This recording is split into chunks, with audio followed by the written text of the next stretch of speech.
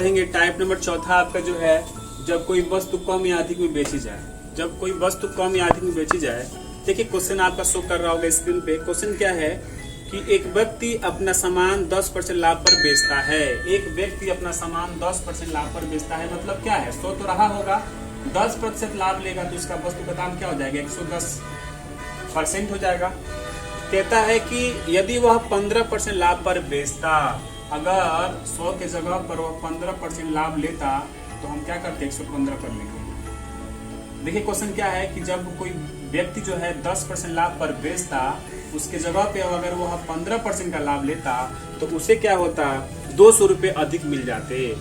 जाहिर सी बात है कि 10% लाभ पर बेचने से बजाय अगर 15% लाभ पर बेचेगा तो कुछ ना कुछ उसको अधिक मिलेगा। अधिक का मतलब क्या है, कुछ ना कुछ पैसा जो अधिक मिलेगा वह ज्ञात करना है।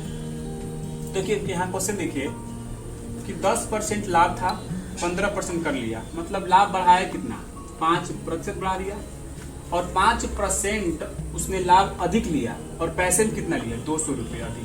देखिए क्वेश्चन में बोल रहा है साफ साफ।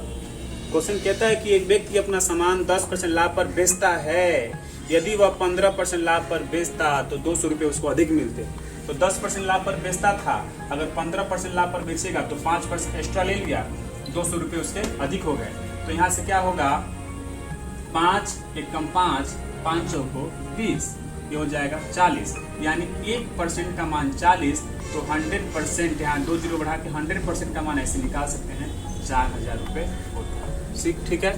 तो क्वेश्चन में आपसे कहता था कि सामान का क्रय मूल्य क्या होगा, तो सामान का क्रय मूल्य क्या होगा, 4000 होगा। देखिए जो 100 आता है ना वो सीपी होता है, सीपी मतलब होता है क्रय। हम आगे पढ़ेंगे टाइप नंबर जो लिखा है, टाइप नंबर 5वां है, जब दो वस्तु समान मूल्य पर बेची जाए। इसमें आपका जो क्वेश्चन है शो कर रहा होगा स्क्रीन पे। क्वेश्चन ये है कि एक दुकानदार 2 टीवी सेटों को एक ही मूल्य पर बेचता है।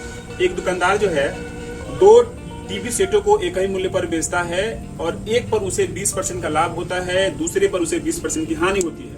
देखिए टीवी उसके पास 2 है, दोनों को उठाकर वो मार्केट में बेच देता है।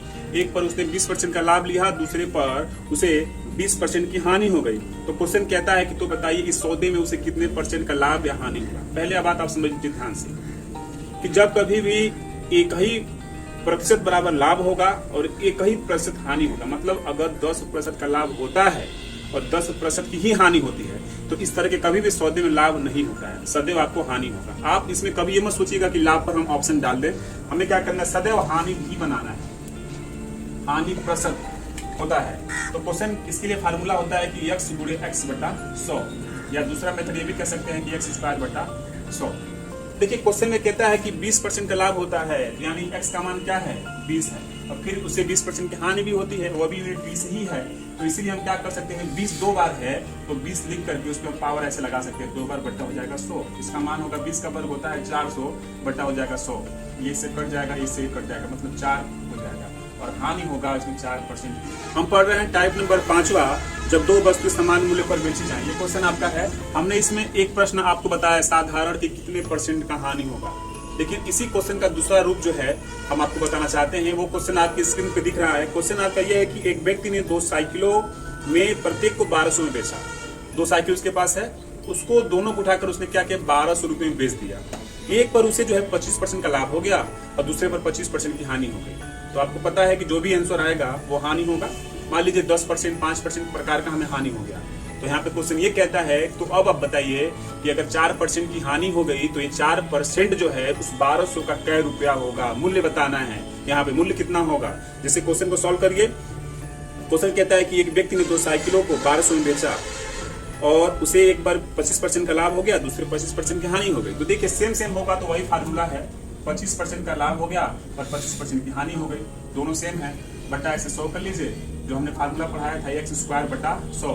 तो x का मान हर जगह 25 था, 2 बार था, 2 बार रख लिया, 100 कर लिया। तो 25 से गुणा करेंगे 625 हो जाएगा, बटा में 100 से भाग करेंगे, मान होगा 6.25। 6.25% की यहाँ पे उस आदमी को हानि तो होगी, लेकिन उसने रुपया लगाया है 1200 रुपये, तो 1200 का बताना है कि 6.25 कै रुपया होगा, ये आपको ज्ञात करना है सौदे में। तो उसके लिए क्या करना होता है, आपको यहाँ लिखना होता है विक्रय मूल्य। विक्रय मूल्य बटा में 100/x² माइनस 1। देखिए इससे क्या होगा, एग्जैक्ट हानि निकल जाएगा। एग्जैक्ट हानि का मतलब हो गया कि हानि प्रतिशत आप बता रहे थे यूनिट में कि भाई 6%, 5%। यहाँ पर इससे क्या होगा कि पूरा का पूरा हानि का रुपया निकल जाएगा कि भाई 6.5 बराबर 2 रुपए का नुकसान हमने करा दिया है। कितने रुपए का नुकसान हमने कराया है? विक्रय मूल्य को ध्यान से देखिए, उसने 1200 रुपए में क्या किया था? साइकिल को बेचा था। तो यहाँ पे 1200 नहीं रहेगा, यहाँ पे 1200 प्लस 1200 रहेगा, क्योंकि सौदा उसने 2 बार किया था। एक बार पर बेचने पर उसे 25% का लाभ हुआ और उसी सौदे को फिर दूसरी बार बेचा है दूसरे व्यक्ति से, तो 25% की हानि होगी। मतलब 2 बार लिखना पड़ेगा। आप इसकी जगह पर डायरेक्ट 2400 लिख सकते हैं। यहाँ 100 हो गया। x का मान देखिए, x का मान क्या है? 25 है, तो x का मान यहाँ पे 25 रख लीजिए, तो स्क्वायर कर लीजिए, माइनस कर लीजिए। जब सॉल्व करेंगे तो हो जाएगा 2400 बटे, ये कट जाएगा इससे कितने बार में? 25 चौको 100, 4 बार में। तो 4 का वर्ग करेंगे हो जाएगा 16 माइनस 1 बराबर हो जाएगा 2400 बटा 15। इसको काट दीजिएगा तो हानि निकल जाएगा। काट दीजिए, 160 बार में कट जाएगा। 160 रुपये क्या हो जाएगा? हानि हो जाएगा।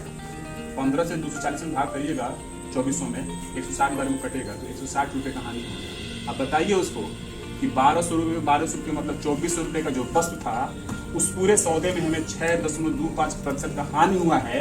मतलब ये कि 160 रुपये का हमने क्या किया? उसमें नुकसान कराया। हानि हमारा 160 रुपये। तो दोनों क्वेश्चन आप ऐसे बना सकते हैं। परसेंटेज ज्ञात करना हो तो भी बता सकते हैं, और परसेंटेज बराबर कितने रुपए हमने नुकसान कराया वो भी आप इसमें बता सकते हैं।